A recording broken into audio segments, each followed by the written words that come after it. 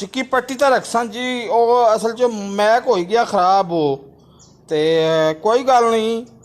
हूँ वो माइक तो होने अच्छी सी, पर हूँ कोई लेखा शेखा जेब चो नहीं ना। तो इंशाल्लाह इंशाल्लाह 10 तरीके के पैसे लपसन ना, उस वे फोन चाई मरसा, तो एक छोड़ के दो माइक आ जासों जी, कोई गल नहीं जी। तो असी तो दबी छिक्की पट्टी के रखसा, तो तुसा साड़ी नाल तामन फरमासो ना जी। ये कोई रौला शौला महसूस हो सी इस दौरान हो, तो वो कोई नहीं, तुसी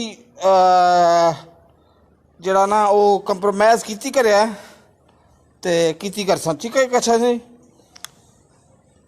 तो मेरे चैनल है कि सब्सक्राइब कर सो, तो नाल वीडियो बहुत टाइम नहीं आने देने जरा जी।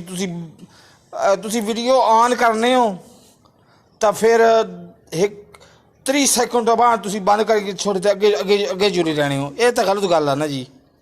तुसी वीडियो ने टाइम वाच टाइम ज़्यादा दियो जी मैनू, ठीक है। छिक्की पट्टी के रखसा जी। अल्लाह हाफ़िज़ जी।